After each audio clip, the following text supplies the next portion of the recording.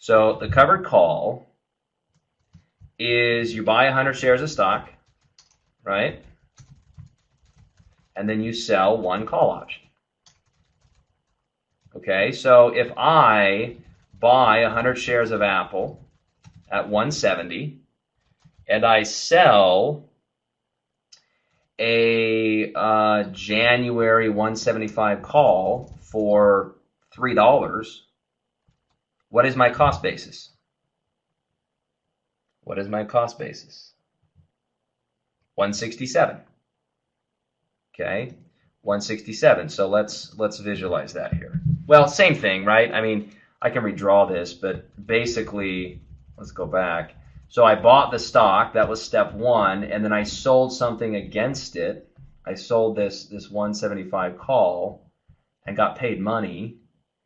Somebody paid me $3.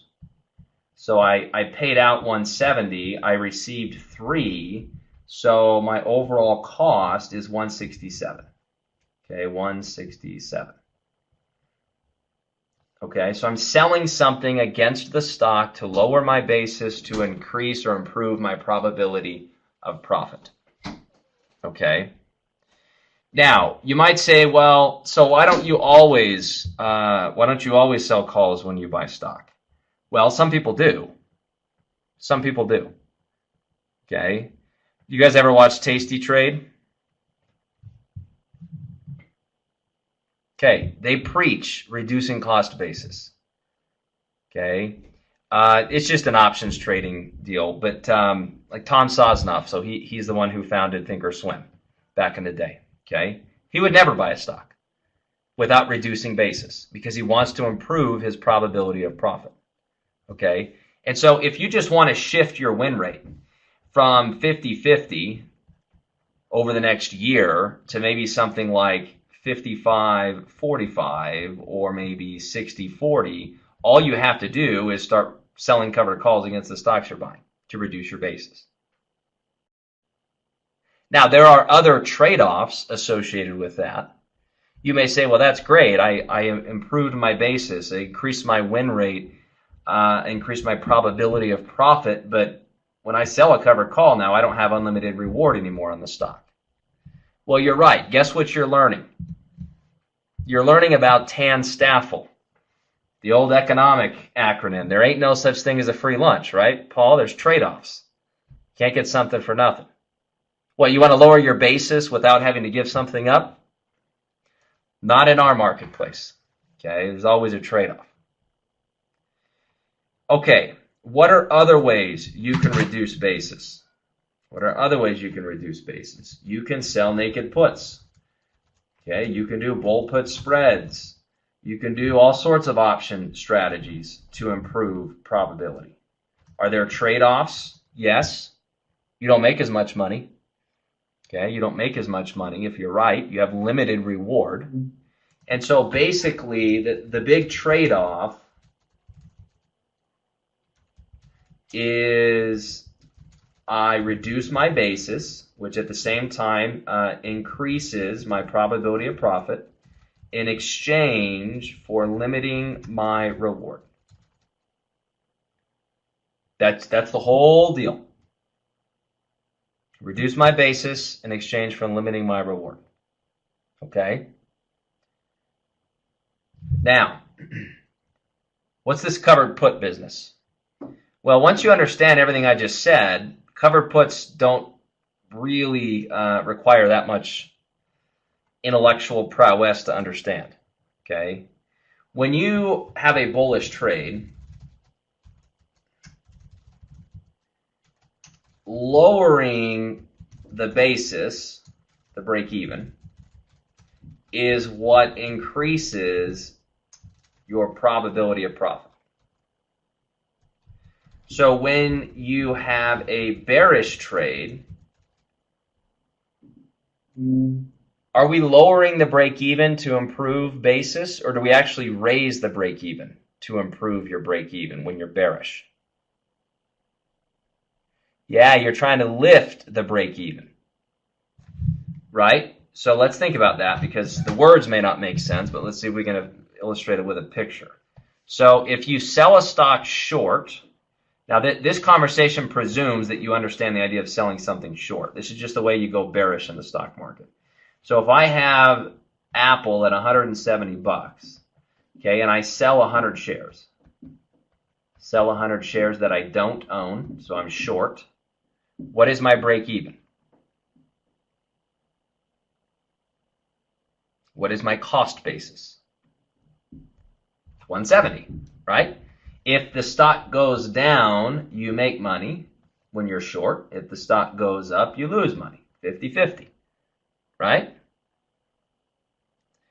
Now, to improve my likelihood of making money, to improve my probability, I don't need to lower the break even. I need to lift it. I need to raise it so that if the stock goes sideways or up a little bit, I still profit. Isn't that what you want when you're bearish? Wouldn't that be nice? If you're bearish and the stock goes down, you win. If it goes sideways, you win. If it goes up a little bit, you still win. That would be how you would increase your probabilities. You need to raise the basis. Okay? Okay, so let's think about that. Let's think about this for a second. I am short 100 shares of stock. If I were to sell a call, that would obligate me to sell stock. Okay, that would obligate me to sell stock. Now, I would bring in money. When I sell a call. Let's say the stock's at 170 and I short it, okay? And then I sell a 175 call. And I get paid $3. Okay? Would that increase my basis?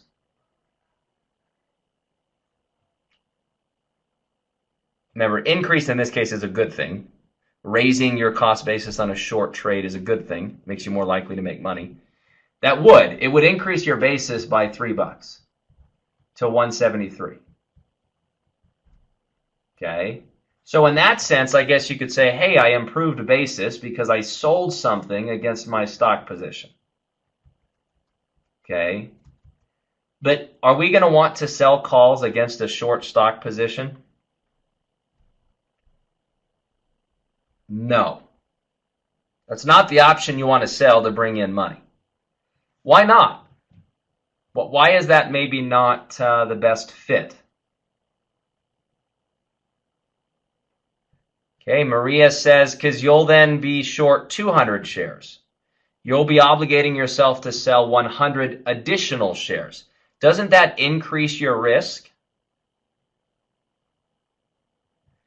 Okay, that would actually increase your risk because you're obligating yourself to sell even more shares. Okay, do I want to improve basis and increase risk, or improve basis and decrease risk? Yeah, the second one. Well, I don't want to increase my risk. It's almost a non sequitur. Like, you're increasing your risk at the same time you're trying to decrease your risk. Right?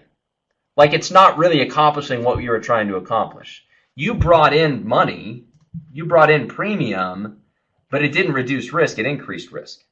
Furthermore, it adds cost. This would cost you money. You'd have to put up more money to do this. Add cost. So that's right. This is a naked call. So the other thing is, do I want to improve basis and increase risk and increase cost? Or do I want to improve basis and decrease risk and decrease cost? The latter.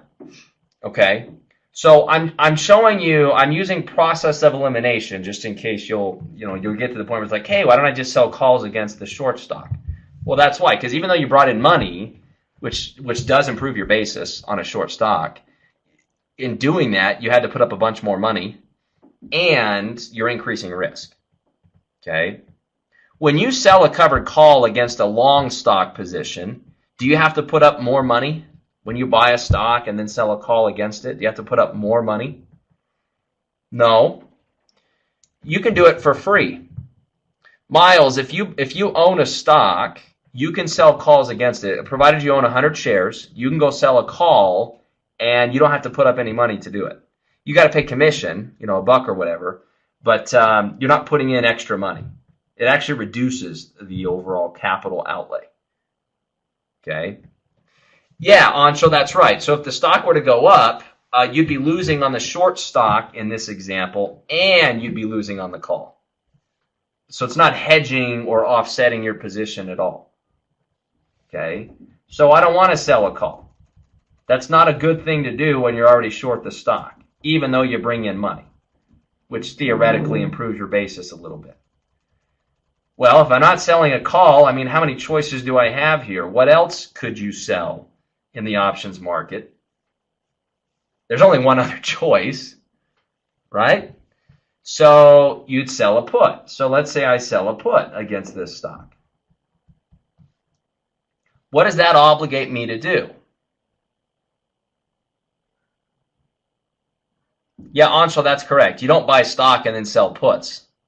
You buy stock and sell calls. That's right. When you sell a put, you are obligated to buy stock. Now, is that a nice complement to your short stock position? Yeah, because you wouldn't be buying to go long, you'd be buying to cover. So this is like your opening transaction, and then if you get assigned, it just closes your trade. Right? With the short call, if you got assigned, it would double your risk and you'd have to sell another 100 shares of stock. With this one, it's the opposite. It just closes your trade. So assignment's not a bad thing if you end up having to buy back your short stock.